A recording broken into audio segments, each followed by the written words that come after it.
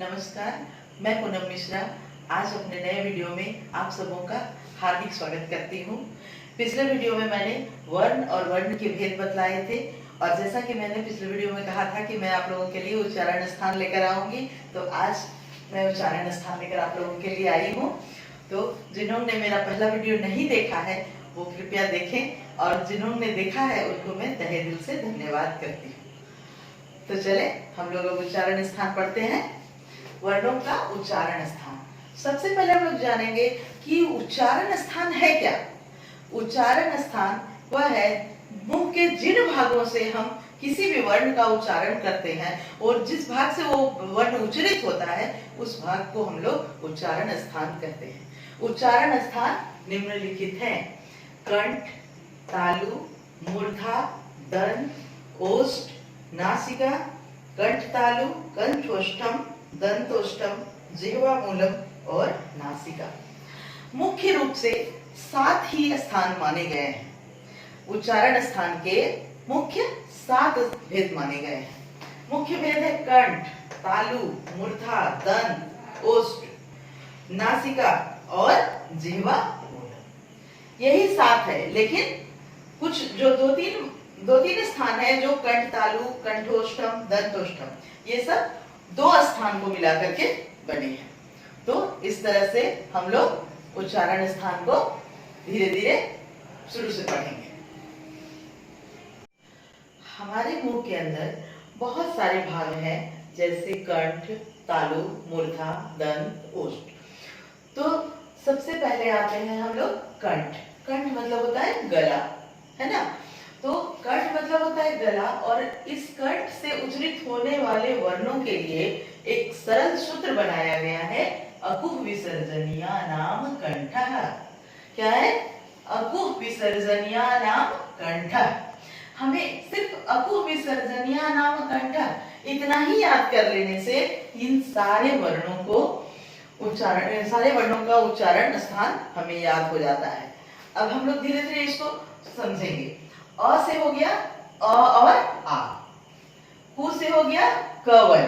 क वर्ग में क, ख, ग, घ, अंग। ह से हो गया ह और विसर्ग से हो गया विसर्ग।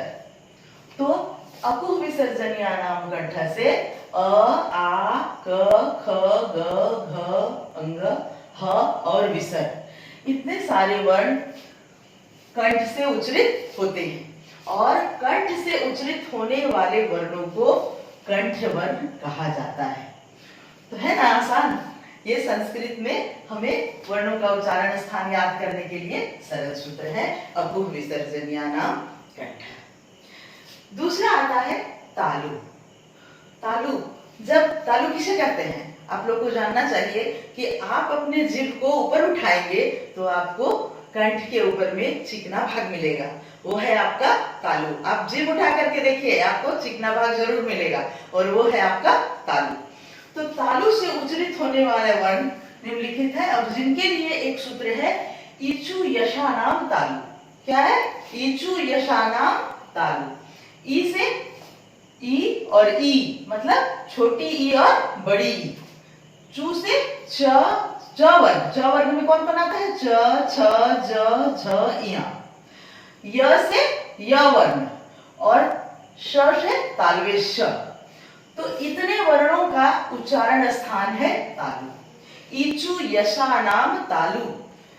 क्या है? ईचु यशानाम तालु। ई छोटी ई, बड़ी ई, च, छ, ज, झ, इया, य और तालवे श, इतने वर्णों का उच्चारण स्थान क्या है? तालु। और तालु से उच्चारित होने वाले वर्णों को तालव्य वर्ण कहा जाता है। समझ गए? अब बारी आती है मूर्धा की।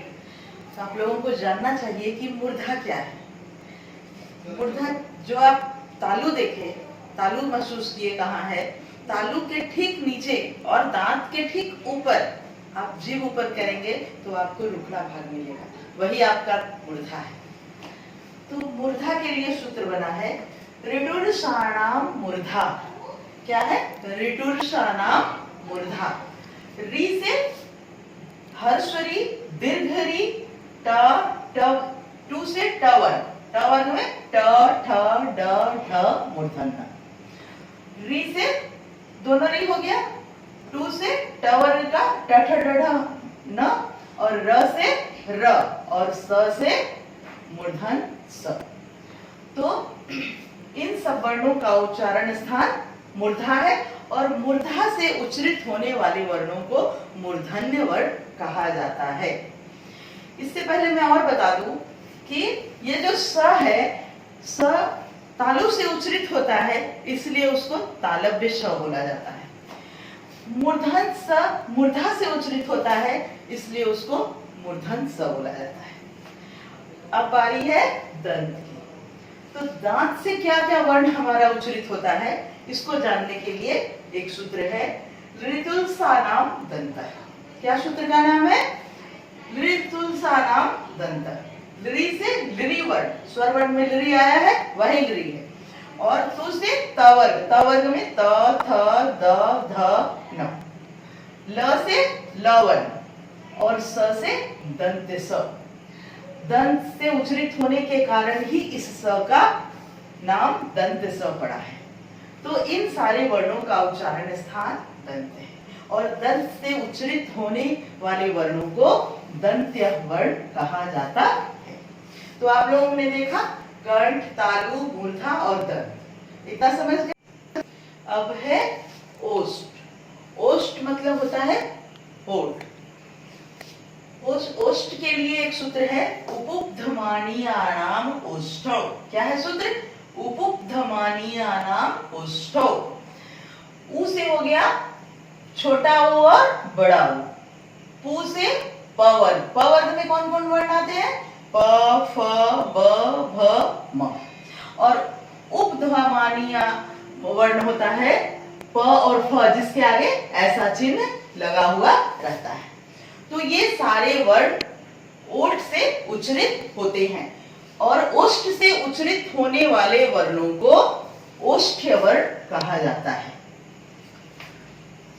इन पांचों स्थान के अलावा एक स्थान है नासिका च, और नासिका नासिका का अर्थ होता है, संस्कृत में नासिका मतलब नाक होता है, और नासिका मतलब और नाक।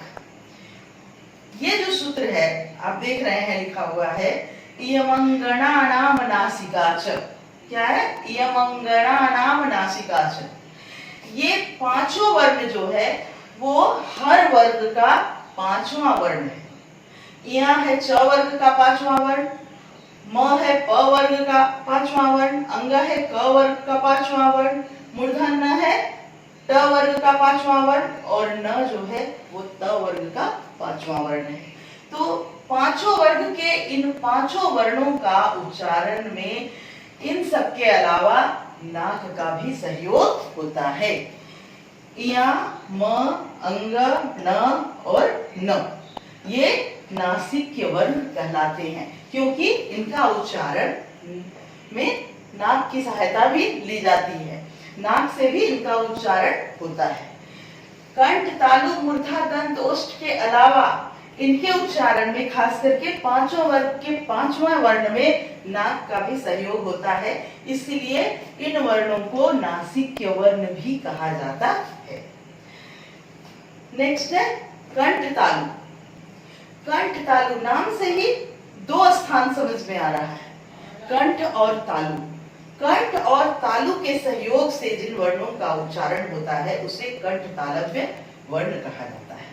और कंठ तालु के अंतर्गत एक सूत्र है ए दयतो कंठ तालु। ये सूत्र का नाम है ए दयतो कंठ तालु। इसके अंतर्गत ए और ऐ स्वर वर्ण आते हैं। कौन कौन आते हैं? ए और ऐ स्वर वर्ण आते हैं, जिनका उच्चारण में कंठ और तालु दोनों के मेल से इनका उच्चारण होता है, इसलिए इन दोनों वर्णों को कंठ तालव्य वर्ण कहा जाता है। इसके बाद है कंठोष्ठम। कंठ और ओष्ठ, कंठ मतलब गला, तो कंठ और ओष्ठ दोनों के मेल से जिन वर्णों को का उच्चारण होता है उसे कंठोष्ठ्य वर्ण कहा जाता है। और इसके अंतर्गत ये सूत्र है ओदौतो कंठोष्ठम। सूत्र का नाम क्या है? ओदौतो कंठोष्ठम। इसके अंतर्गत ओ और औ वर्ड आते हैं। ओ और औ वर्ड आते हैं। ओ और अ वर्ण का उच्चारण स्थान कंठोष्ठ है, इसलिए इन वर्णों को कंठोष्ठ वर्ण कहा जाता है। इतना अगर मैं पढ़ाई हूं, उसमें अगर कहीं आप लोगों को प्रॉब्लम होगा या आगे भी कोई प्रॉब्लम होगा तो आप लोग जरूर कमेंट बॉक्स में लिखेंगे, ठीक है? आगे चलते हैं। दंतोष्ठम, एकमात्र ये उच्चारण स्थान दंतोष्ठम जो है, जो दांत और ओष्ठ दोनों के सहयोग से जिस वर्ण का उच्चारण होता है, इसमें मात्र एक ही वर्ण का उच्चारण होता है। इससे वो है, उसका सूत्र है वकारस्य दंतोष्ठम। वह वर्ण जो है उसका उच्चारण स्थान दंतोष्ठ है, और जिसको दांत और ओठ दोनों के मेल से वह वर्ण का उच्चारण होता है, इसलिए इसका सूत्र का नाम है वकारस्य दंतोष्ठम। मतलब व कार का उच्चारण दांत और ओठ से होता है, इसलिए व कार को दंतोष्ठ वर्ण भी कहते हैं। जिह्वामूलम, जिह्वामूल्यस्य जिह्वामूलम। जिह्वामूलम का सूत्र है जिह्वामूल्यस्य जिह्वामूलम। जिह्वामूल में दो वर्ण आते हैं, क और ख।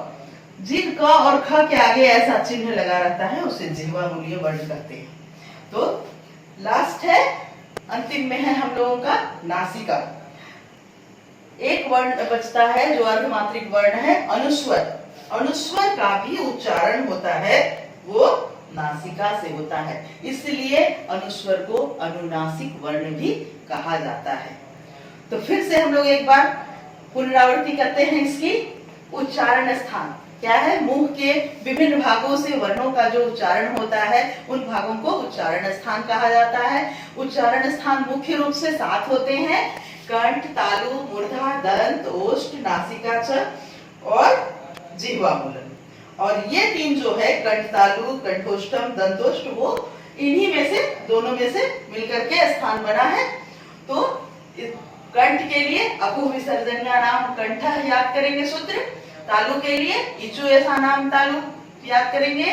मूर्धा के लिए ऋडुरसा नाम मूर्धा याद करेंगे। दंत के लिए लृतुलसा नाम दंत याद करेंगे। ओष्ठ के लिए उपध्वमानिया नाम ओष्ठो याद करेंगे। नासिका च के लिए यमंगना नाम नासिका च याद करेंगे। कंठ तालु के लिए ए दैतो कंठ तालु। कंठोष्ठम के लिए ओ दोतो कंठोष्ठम। दंतोष्ठम मतलब वकारस्य दंतोष्ठम, व वर्ण के लिए वकारस्य दंतोष्ठम। और जिह्वामूलम में जिह्वामूल्यस्य जिह्वामूलम, क और ख जिसके आगे ऐसा चिन्ह लगा रहेगा। और नासिका अनुस्वर के लिए नासिका, नासिका से अनुस्वर का उच्चारण होता है। तो आज का वीडियो हमारा इतना ही है। धन्यवाद।